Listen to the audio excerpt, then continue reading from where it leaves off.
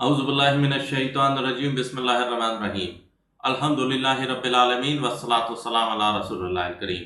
Rabbi इश्रह ली सदरी व यस्सिर ली अमरी वाहलुल उक़्दतम मिन लिसानी यफ़क़हू क़ौली। अस्सलामु अलैकुम व रहमतुल्लाहि व बरकातुहू।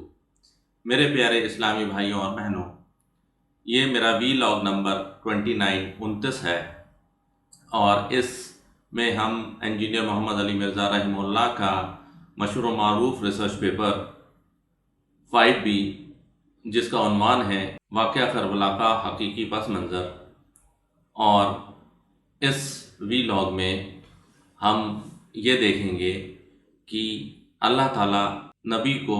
इंसानियत में मबूस करता है या उसकी कौम में मबूस करता है, लेकिन उस नबी के हवारी जिनकी नबी ट्रेनिंग करता है, जिनकी तरबियत करता है, उनके बाद किस तरह से हर नबी के हवारियों के बाद नाखलफ लोग कैसे नबी के अहकाम की पैरवी से हट जाते हैं और बर्बाद हो जाते हैं, और यही कुछ इस उम्मत में भी हुआ। तो आइए हम देखते हैं ये किस तरीके से रसूलुल्लाह सल्लल्लाहु अलैहि वसल्लम के हवारी यानी कि सहाबा कराम के बाद किस तरह से नाखलफ लोग इक़्तिदार में आए और उन्होंने पूरी उम्मत पर कब्ज़ा जमा लिया। तो सबसे पहले हदीस है सही मुस्लिम की, जिसमें सैयदना अबू राफ़े ताबी रहमतुल्लाह अलैह बयान करते हैं कि सैयदना अब्दुल्लाह बिन मसूद रज़ियल्लाहु अन्हु ने फरमाया कि रसूलुल्लाह सल्लल्लाहु अलैहि वसल्लम ने इरशाद फरमाया, अल्लाह ताला ने मुझसे पहले जिस भी नबी अलैहिस्सलाम को मबूस फरमाया तो उन सब ही की उम्मत में उनके कुछ हवारी यानी कि साथियों को कहते हैं हवारी और असहाब हुआ करते थे, जो उस नबी अलैहिस्सलाम की सुन्नत पर चलते और उसके अहकाम की पैरवी किया करते। फिर उन हवारियों के बाद ऐसे नालायक लोग उनके जानशी होते जो ज़बान से तो वो कहते जो वो करते नहीं थे और वो कुछ करते जिसका हुक्म नहीं दिया गया था। ऐसी बुरी सूरत हाल में जो कोई उन नालायक जानशीनों से अपने हाथ से जिहाद करेगा तो वो अल्लाह ताला के नज़दीक मोमिन है, और जो कोई भी उनसे अपनी ज़बान से जिहाद करेगा वो अल्लाह ताला के नज़दीक मोमिन है, और जो कोई भी उनसे अपने दिल से बुरा समझते हुए जिहाद करेगा तो वो भी अल्लाह के नज़दीक मोमिन है, और इसके बाद तो राई के दाने के बराबर भी ईमान नहीं है। तो ये रसूल सल्लल्लाहु अलैहि वसल्लम ने फरमाया कि जो भी नबी आए दुनिया में, रसूलुल्लाह सल्लल्लाहु अलैहि वसल्लम से पहले उनके हवारी हुआ करते थे, करीबी साथी हुआ करते थे, जिनकी वो नबी ट्रेनिंग करते थे, और ये असहाब नबियों की सुन्नत पर चलते थे और उनके अहकाम की पैरवी किया करते थे। फिर उन हवारियों के जाने के बाद, मतलब वक्त गुजरने के बाद जब उनका इंतकाल हो जाता, तो उनके नाखलफ जानशीन पैदा होते जो वो काम करते थे जो वो कहते नहीं थे, और जो कहते थे वो करते नहीं थे, और वो करते थे जिसका हुक्म नहीं दिया गया था, यानी कि वो हुक्म उदूली करते थे अल्लाह की। नबी अलैहिस्सलाम ने मज़ीद फरमाया कि जो इन लोगों को अपने हाथ से रोकेगा वो मोमिन होगा, जो इनको बुरा जानेगा वो भी मोमिन होगा, जो ज़बान से कहेगा इनकी तनकीद करेगा वो भी मोमिन होगा, और जो सिर्फ दिल में बुरा मानेगा वो भी मोमिन होगा। और इसके अलावा जो लोग होंगे उनमें राय के बराबर भी ईमान ना होगा, यानी कि वो लोग जो कुछ ना कहेंगे, जिन्हें कोई फ़र्क नहीं पड़ता कि जो हो रहा है हो जाने दो, या फिर वो लोग जो उन लोगों के साथ होंगे तो उनमें राय के बराबर भी ईमान ना होगा। सैयदना अबू राफ़े ताबई मज़ीद बयान करते हैं कि मैंने जब ये हदीस सैयदना अब्दुल्ला बिन उमर रज़ियल्लाहु अन्हु से बयान की तो उन्होंने इस हदीस के होने का इनकार कर दिया। तो ये हदीस के होने का इसलिए हो सकता है उन्होंने इनकार किया क्योंकि अब्दुल्ला बिन उमर रज़ियल्लाहु अन्हु ने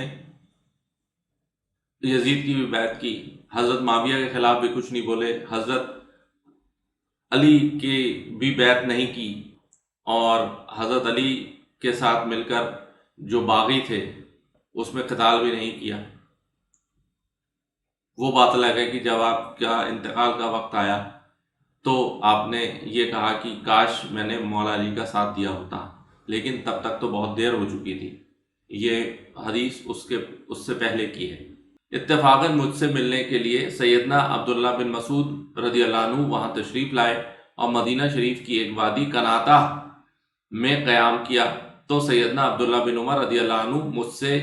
ساتھ لے کر ان کی عیادت کے لیے حاضر ہوئے۔ جب ہم ان کے پاس بیٹھ گئے تو میں نے اسی حدیث کے متعلق سیدنا عبداللہ بن مسعود سے سوال کیا، تو انہوں نے بالکل وہی حدیث بیان کی جو میں نے سیدنا عبداللہ بن عمر سے بیان کر چکا تھا۔ تو اس سے ایک اور عقیدہ ثابت ہوتا ہے کہ اگر کوئی حدیث ایسی ہے جس میں یہ کہا جا رہا ہے کہ فلاں واقعہ نہیں ہوا، اور جس میں یہ کہا جا رہا ہے کہ فلاں واقعہ ہو گیا، تو مانی ہو جائے گی جس میں یہ کہا جائے گا کہ فلاں واقعہ ہوا۔ ہو سکتا ہے وہ چیز اس انسان کے سامنے نہ ہوئی ہو، اور جس کے سامنے ہوئی ہو اس نے دیکھا ہو اور وہ یہ بیان کرتا ہے۔ تو اس لیے ہو سکتا ہے کہ یہ حدیث جو ہے وہ عبداللہ بن عمر رضی اللہ عنہ کو نہیں معلوم ہوا، اور حضرت عبداللہ بن مسعود رضی اللہ عنہ کو معلوم تھی۔ تو اس لیے آپ بالکل بھی جھگڑا نہ کرا کریں کہ فلاں امام کو نہیں معلوم تھا کیا۔ ہاں بالکل ہو سکتا ہے فلاں امام کو نہیں معلوم ہوگا۔ جب عبداللہ بن عمر رضی اللہ عنہ کو جب کوئی حدیث نہیں معلوم تھی، تو اگر امام ابو حنیفہ کو، امام شافعی کو کوئی حدیث نہیں معلوم ہے تو اس میں کوئی بڑی بات نہیں۔ آئیے اب ایک اور صحیح مسلم کی حدیث ہے جس میں سیدنا طارق بن شہاب تابعی رحمۃ اللہ علیہ بیان کرتے ہیں کہ سب سے پہلے مروان بن حکم نے عید کے دن نماز سے پہلے خطبے کی بدعت شروع کی۔ سب سے پہلے انہوں نے عید کے نماز سے پہلے خطبہ کی بدعت شروع کری، جبکہ آپ کو معلوم ہونا چاہیے کہ عید سے پہلے نہ تو اذان ہوتی ہے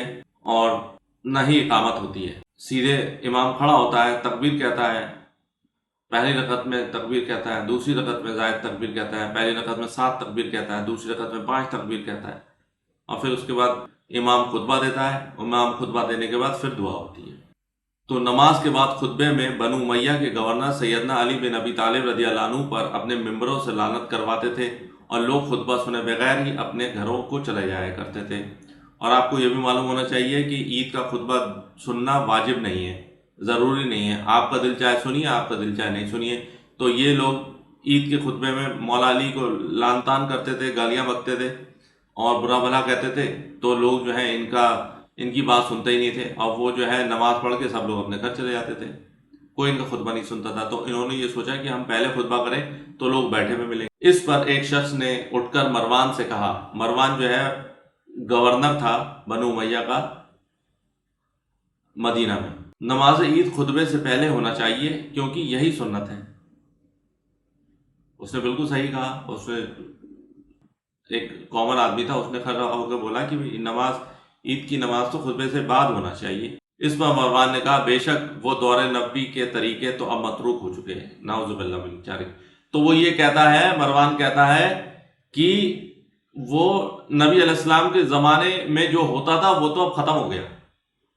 وہ تو ہم نے ترک کر دیا، وہ تو اب نہیں ہوگا۔ اب آپ یہ دیکھیے، دیدہ دلیری دیکھیے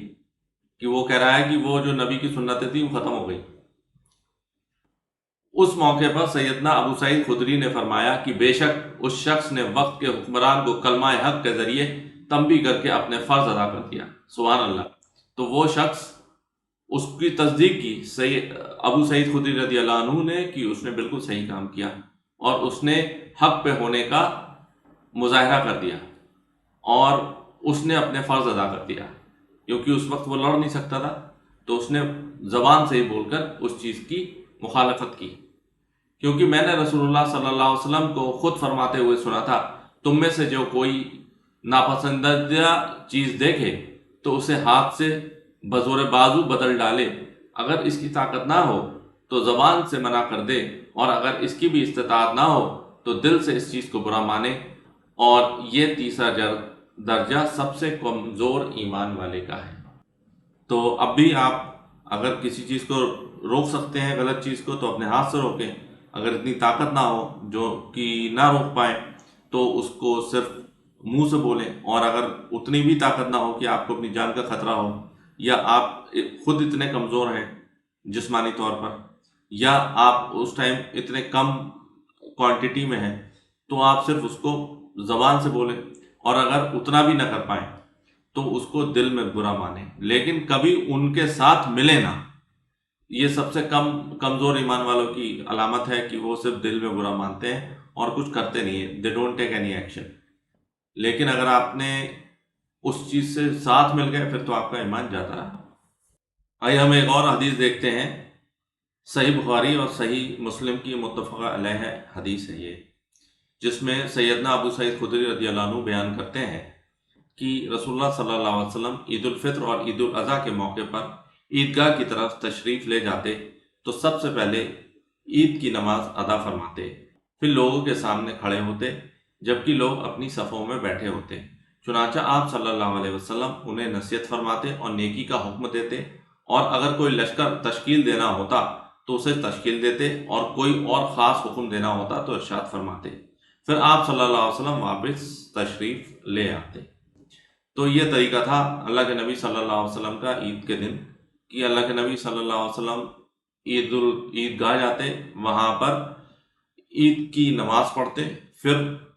خطبہ دیتے، اور پھر اس کے بعد جو بھی احکام جو ہوتے کہ کسی لشکر کو کہیں روانہ کرنا ہوتا تو اس کو روانہ کرتے،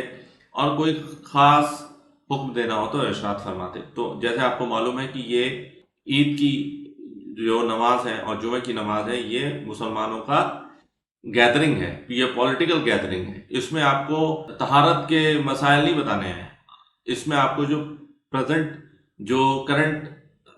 پرابلمس ہیں مسلمانوں کی ان کو ایڈریس کرنا ہے، ان کے بارے میں لوگوں کو ایجوکیٹ کرنا ہے انہیں کہ کس طریقے سے اس پریشانی سے نکلیں۔ یہ خطبہ آئیڈیلی حکمرانوں کو دینا چاہیے،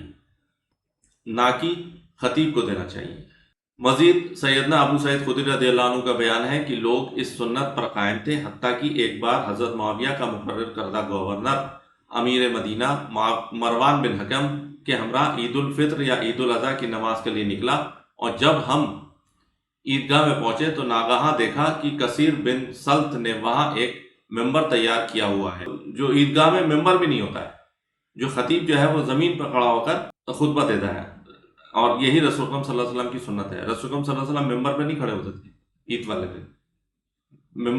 نارمل ایک زمین پہ کھڑے ہوتے تھے، اور وہاں پہ لوگ بیٹھے ہوتے تھے اور اللہ کے نبی صلی اللہ علیہ وسلم خطبہ دیتے تھے۔ لیکن یہاں پہ ان لوگوں نے کیا کرا، اپنی صرف اس میں چمچہ گیری میں ایک بندے نے ممبر تیار کیا ہوا تھا عید والے دن، اور مروان بن حکم نے نماز سے پہلے ہی ممبر پر باغرض خطبہ چڑھنا چاہا تو میں نے اس کے لباس کو پکڑ کر کھینچا، یعنی سنت کی مخالفت سے روکنا چاہا، مگر وہ دامن چھڑا کر چڑھ گیا اور نماز سے پہلے ہی خطبہ دے ڈالا۔ تو اتنے بڑے صحابی بیٹھے ہوئے ہیں سامنے، ابو سعید خدری رضی اللہ عنہ، انہوں نے روکنا بھی چاہا اس کو، لیکن یہ کیونکہ جوان تھا تو یہ اپنا کپڑا چھڑا کے یہ ممبر پر چڑھ گیا اور وہاں پر اس نے خطبہ دے ڈالا۔ اس پر ابو سعید خدری رضی اللہ عنہ نے فرمایا، اللہ تعالیٰ کی قسم تم نے سنت نبوی کو بدل ڈالا صلی اللہ علیہ وسلم۔ مروان بن حکم نے کہا، اے ابو سعید، جس سنت کو تم جانتے ہو وہ رخصت ہو چکی ہے، نعوذ باللہ من ذالک۔ وہ یہ بول رہا ہے کہ جو اللہ کے نبی صلی اللہ علیہ وسلم کی سنت تھی وہ ختم ہو گئی، اب نیا کام شروع ہوگا، جیسا ہم چاہیں گے ویسا ہوگا، نعوذ باللہ من ذالک۔ میں نے جواباً کہا، اللہ تعالیٰ کی قسم میں جس سنت کو جانتا ہوں وہ اس بدعت سے بہتر ہے جسے میں نہیں جانتا۔ اس نے کہا کہ اصل بات تو یہ ہے کہ لوگ نماز کے بعد ہمارے خطبے کے لیے بیٹھتے نہیں تھے، اس لیے اس خطبے کو نماز سے پہلے مقرر کر لیا گیا ہے۔ تو یہ حدیث ہے 956 اور 2053۔ اس طریقے سے جب ناخلف نالائق لوگ اقتدار میں آ جاتے ہیں اور جو میریٹوریس لوگ ہوتے ہیں وہ اپنی سادگی کی وجہ سے یا اپنے اپرائٹڈنس ہونے کی وجہ سے پیچھے رہ جاتے ہیں، اور اس طریقے سے کننگ اور دھورت لوگ حکمران بن جاتے ہیں، تو یہی سب ہوتا ہے۔ اور یہ رسول اکرم صلی اللہ علیہ وسلم نے اپنی حدیث میں پیش گوئی کہہ دیا۔ تو مزید اس کے بعد ہم دیکھیں گے کہ اور کیا کیا خرابیاں آئیں، کس طریقے سے معاویہ رضی اللہ عنہ نے ملوکیت کا پرچم بلند کیا، اور اس کے بعد مزید اور کیا ہوا، تو آنے والے لیکچرز میں انشاءاللہ ہم اس کا مطالعہ کریں گے۔ سبحانک اللہم و بحمدک، نشہد ان لا الہ الا انت، نستغفرک و نتوب الیک، وما علینا الا البلاغ المبین۔ جزاکم اللہ خیر۔ السلام علیکم ورحمۃ اللہ وبرکاتہ۔